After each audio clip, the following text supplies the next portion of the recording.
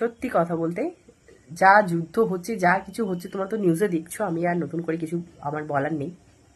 তাই মার্কেটে কাজের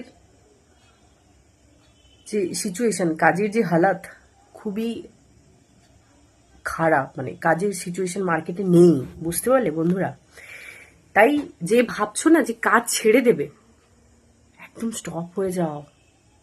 কোনো ডিসিশন নেওয়ার আগে একদম মানে কোনো কিছু ভালো লাগছে না, কাজ কখনো মানুষের ভালো লাগে না। কাজ জিনিসটা না মানুষের কখনোই ভালো লাগে না। আমরা কেন করি? পেটের জ্বালায়, ফ্যামিলিকে ভালো রাখবো, নিজে ভালো থাকবো, সেটার জন্য তো। তো হবেই, এটাকে না জাস্ট যেমন আমরা সকালবেলা ঘুম থেকে উঠে আমরা ব্রাশ করতে ভুলি না, স্নান করতে ভুলি না, তেমনই কাজটাকেও সেভাবে না। দেখো, একটা জিনিস, তুমি যখন একটা সাদা ড্রেস পরে বাইরে বেরোবে, কাদা তো লাগবে, তারপর তুমি সাদা ড্রেস পরা কি ছেড়ে দেবে? বলো। আমি ধরুন একটা সাদা লেগিংস পরে আমি বাইরে বেরোলাম, সেই লেগিংসের মধ্যে ধুলো, বালি, ময়লা, কাদা তো লাগবে, তা বলে কি আমি সাদা লেগিংস পরা ছেড়ে দেবো? কখন কি ছাড়বো? ছাড়বো না, না? তেমনই, যে হয়তো প্রাইভেট সেক্টরে আছো, যে কোনো কাজের সূত্রে হয়তো সেখানে ভাবছো প্রচন্ড প্রচন্ড প্রেশারের কাজ নিতে পারছো না, মেন্টালি প্রেশার, এইটাকে না আদাত তৈরি করে নাও।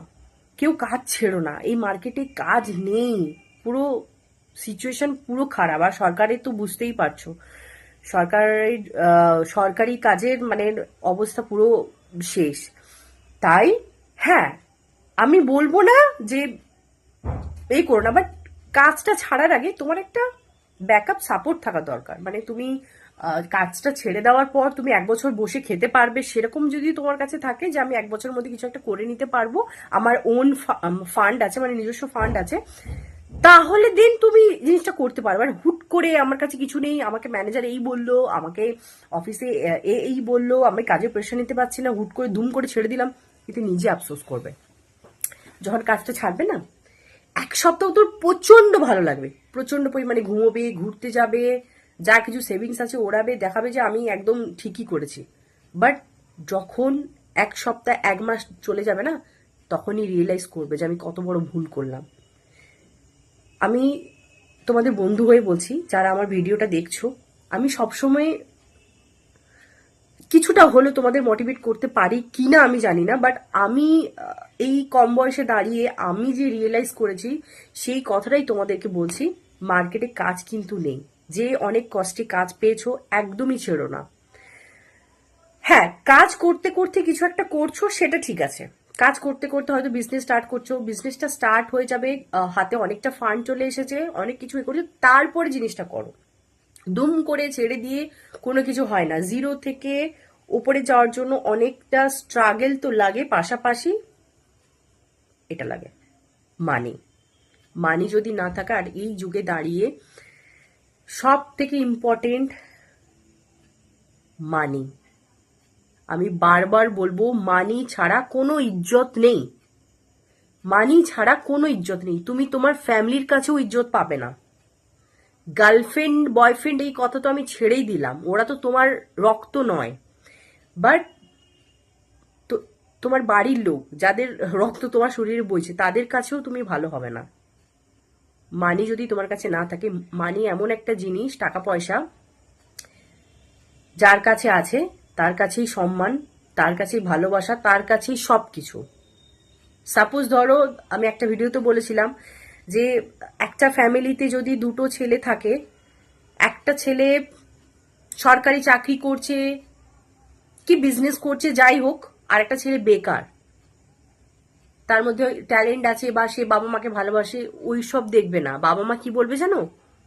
যে ছেলেটা কাজ করছে, সে ছোট হোক বা বড়, ওর জন্য ভালো মাছের পিস, বড় বড় মাংসের পিস, ভালো মন্দ খাবার ওর জন্যই রেখে দেবে। মানে কুকুরের মতো তোমার সঙ্গে ব্যবহার করবে, বুঝতে পারলে? তাকেই আগে ভালোবাসবে, তাকেই আসলে আদর। এটা এটা এটা হিউম্যান নেচার, এটা হিউম্যান নেচার। মানে এটা অনেকে বলে না যে বাবা এই মেয়েটার এত চাওয়া পাওয়া, মানে এর আইফোন চাই, এটা চাই, এটা চাই। আমি বলবো, যে মেয়ে এরকম বলো না, বয়ফ্রেন্ডকে ঠিক করো, একদম ঠিক করো। কেন বলবো, যে ছেলে তোমাকে এইসব দিতে পারবে না সে লাইফে, সেই সব ছেলের সঙ্গে ডেট কি কোনো করা দরকার নেই। কারণ এই যুগে যে দেখো, আইফোনটা দেওয়ার মানে কি, সে তার একটা পজিশনে দাঁড়িয়েছে। কোন ছেলে তোমাকে আইফোন দেবে? সে লাইফে কিছু করেছে, তার কাছে একটা আইফোন কোনো কিছু ম্যাটার করে না। বুঝতে পারলে? এই যুগে দাঁড়িয়ে না ওই অর্ধেক রুটি চলো আমি অর্ধেক খেয়ে নিলাম, তুমি অর্ধেক খেয়ে ওই ওই যুগ চলে গেছে। ওই যুগ চলে গেছে।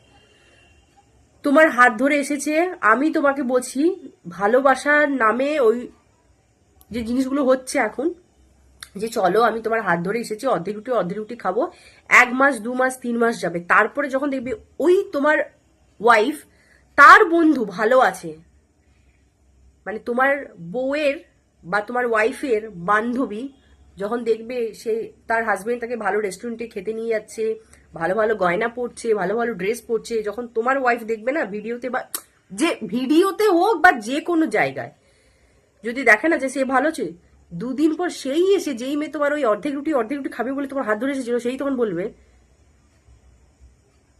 ঝগড়া শুরু হবে ওখান থেকেই স্টার্ট। ওই ঝগড়া হতে হতে ওখান থেকেই জিনিসটাই। তাই টাকা কামানোর যে বয়সটা আমাদের, এই যে বয়সটা, এই বয়সটা হচ্ছে আমাদের স্ট্রাগল পিরিয়ড। তো সময়কে একদম নষ্ট করো না। সময় খুবই ইম্পর্টেন্ট। যে সময়কে মূল্য দিতে বুঝেছে সেই লাইফে অনেক কিছু করতে পেরেছে। তাই সময় নষ্ট না করে টাকা পয়সা ইনকাম করো, দেখবো অটোমেটিক ইজ্জত মান সম্মান সবকিছু থাকবে। আজকে ফ্যামিলিতে কি নিয়ে ঝগড়া হয়েছে না, তো এই টাকা নিয়ে, এই টাকা নিয়ে ঝগড়া হয়। বুঝতে পারলে? আর এখনকার যুগে তো আমি বলবো ভালোবাসা টাসা ওইসব কিচ্ছু নেই। মানে ওই এই কি বলে না, যে ওই ভালোবাসা সব মুখেই মানায়, ওইসব এখন বাস্তবে কিছু নেই। ওই যুগ চলে গেছে। সেই